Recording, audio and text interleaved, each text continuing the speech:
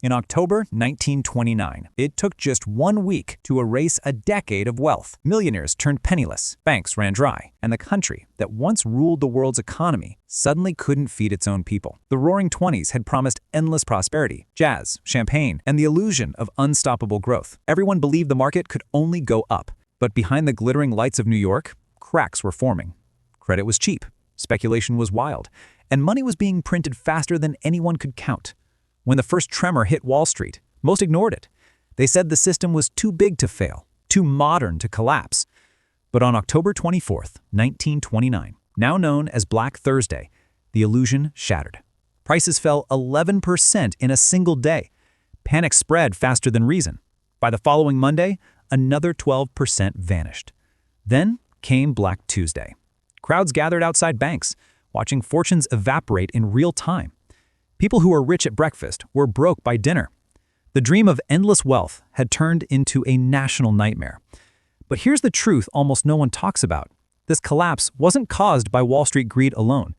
It wasn't just panic or bad luck. It was engineered, slowly, quietly, by the same institution designed to protect America's economy. Because while everyone blamed the market, the real fault line lay deep inside the Federal Reserve. If you enjoy uncovering the hidden truths behind money and power, hit subscribe, because this story changes everything you thought you knew about America's greatest collapse. The decade before the crash felt unstoppable. America was booming. Factories roared day and night. Radios played everywhere, and Ford cars filled the streets. People believed they were living through a new golden age. The stock market became the country's favorite game, and everyone wanted in. Farmers, teachers, office clerks, even teenagers. Banks handed out loans easily. Credit felt limitless. And the more people borrowed, the richer everyone seemed. Headlines called it progress, but it was an illusion built on debt and blind faith. Stocks weren't rising because companies were earning more. They were rising because everyone believed they would keep rising. It became a cycle of belief, a pyramid built on confidence instead of value. When one man bought, 10 more followed, and as long as prices climbed, no one cared why. By 1928, Wall Street wasn't just a marketplace. It was a cult of optimism. And doubt was forbidden. Anyone who warned of a bubble was mocked or ignored. Nobody wanted to hear that the party could end. Then came the tremor. A small dip in prices during the spring of 1928 quickly brightened aside when the market bounced back. It looked like proof that nothing could go wrong, but it wasn't. The recovery only made people more reckless. They invested more, borrowed more, dreamed bigger. The system looked flawless, but the cracks were already spreading under the surface. And as the cheers grew louder and the profits climbed higher, America didn't realize it was dancing on the edge of collapse. By late 1928, the warning signs were everywhere, but no one wanted to see them. Stock prices jumped for no reason. Companies reported profits they didn't earn, and banks loaned money they didn't have. Every small drop was followed by another rise, convincing people that the market could never fall. To most Americans, a crash was impossible. Modern finance had conquered risk. But behind the optimism, debt was stacking higher than ever. Millions borrowed just to invest, buying stocks on credit, chasing fortunes that existed only on paper. Brokers encouraged it, banks fueled it, and the press cheered it on. The system became an echo chamber of belief.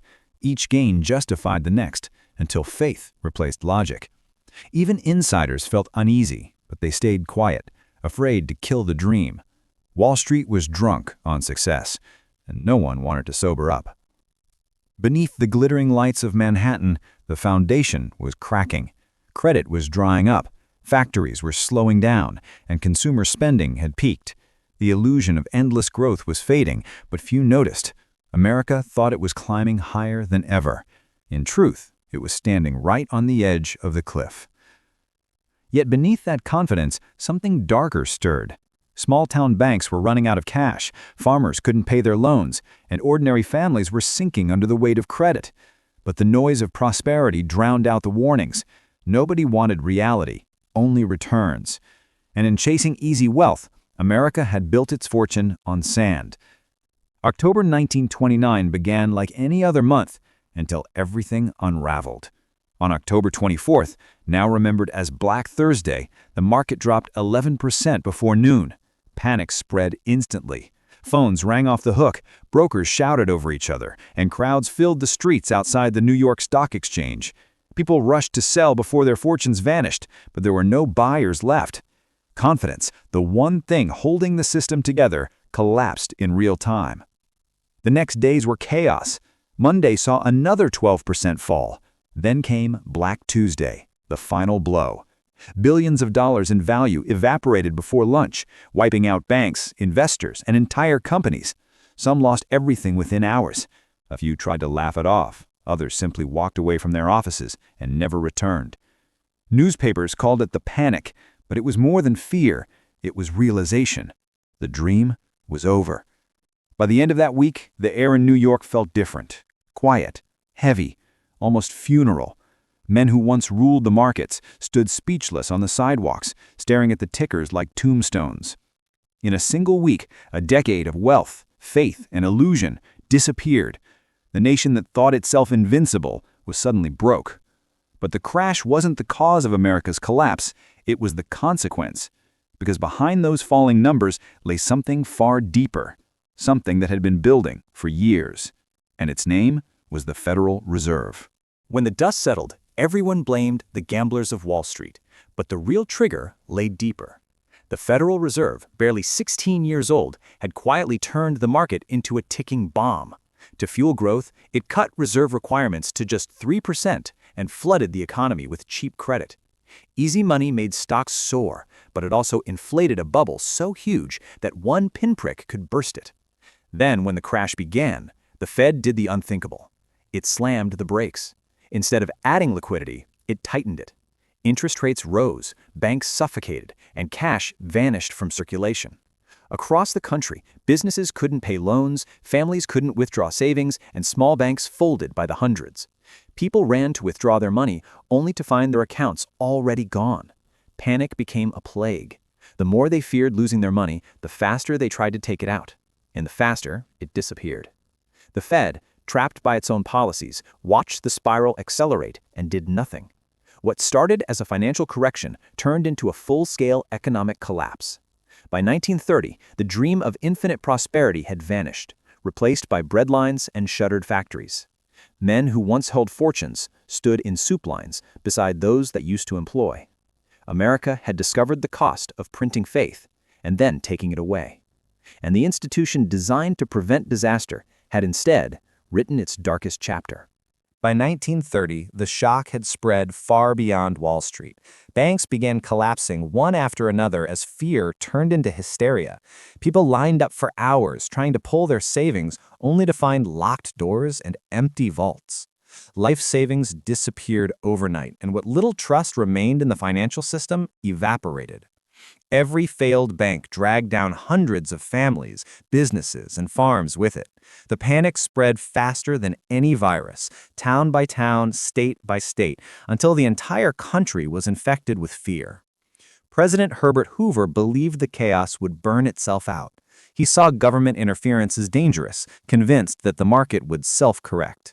But while he waited, factories closed, unemployment exploded, and hunger filled the streets. By winter, millions were jobless and soup kitchens stretched around city blocks. The American dream had turned into a national emergency. Desperate to act, Congress introduced the Smoot-Hawley tariff, meant to protect U.S. jobs by taxing foreign imports. But it backfired instantly. Other nations retaliated with their own tariffs, choking global trade and isolating America even more. Instead of stopping the depression, it deepened it. Exports collapsed, farmers lost their markets, and prices sank further. Across the oceans, economies fell like dominoes, each pulling the next down with it. The world economy was in free fall, and America had accidentally pulled the trigger. In June 1930, Congress passed the Smoot-Hawley Tariff Act, promising it would protect American jobs and industries. It sounded patriotic: make foreign goods expensive, keep business local, and save the economy. But what they didn't realize was that America's strength relied on trade.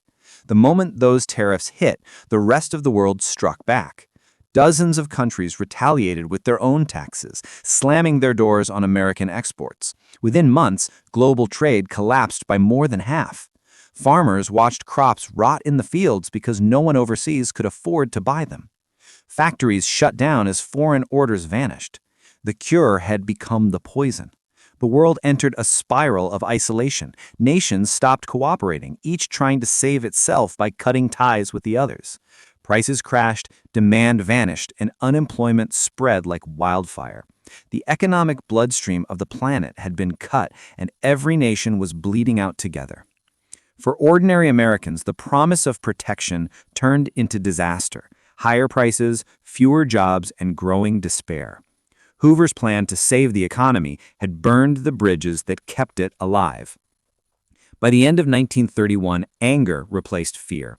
Protesters filled the streets, veterans marched on Washington, and faith in the government hit rock bottom.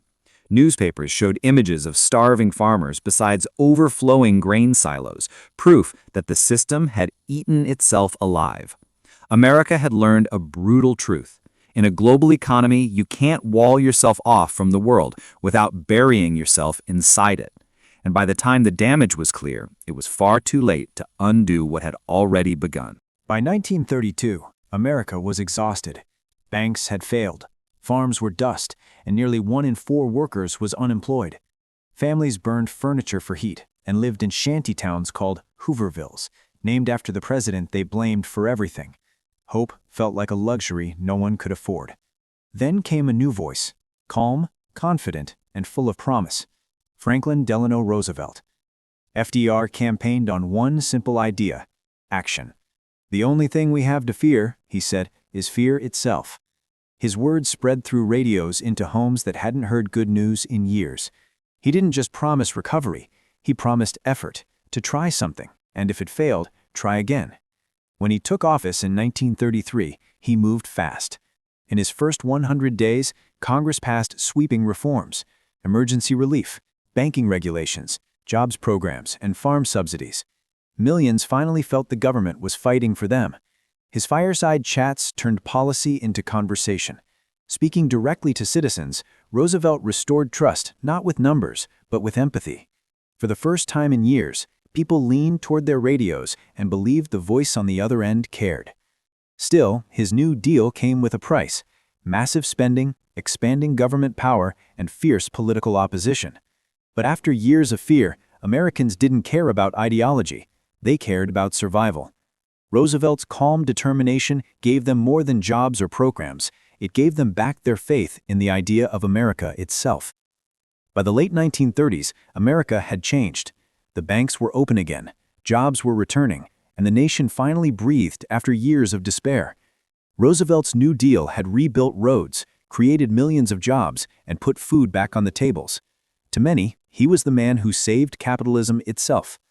But not everyone agreed. Critics argued that the New Deal didn't end the Great Depression, it only softened it. The economy was still weak, debt was rising, and unemployment lingered. Some believed FDR had traded freedom for control, replacing market chaos with government power. Then came the turning point. In 1937, the Supreme Court began striking down parts of his programs, calling them unconstitutional. Frustrated, Roosevelt tried to pack the court with loyal judges, a move that shocked even his supporters. His approval dipped and opposition hardened. Yet the machine he built kept running, pumping money, creating projects, and keeping the economy alive. Barely. It wasn't policy that finally ended the Depression. It was war. When World War II erupted, factories roared back to life. Millions joined the military, and unemployment vanished overnight. America was producing more than ever, not for profit, but for survival. By 1942, the numbers looked like victory, but the cost was enormous. 16 million men at war, rationing at home, and debt beyond imagination. When the smoke cleared, the Depression was over, but so was the old world. The U.S. emerged as a superpower, richer and stronger than any nation before it. Yet behind that triumph lay a haunting truth. No one ever found a single reason why the Great Depression began, or why it truly ended. Some blame greed, some policy, others fate. But history's lesson is simpler. Economies rise on confidence, and they fall when belief runs out.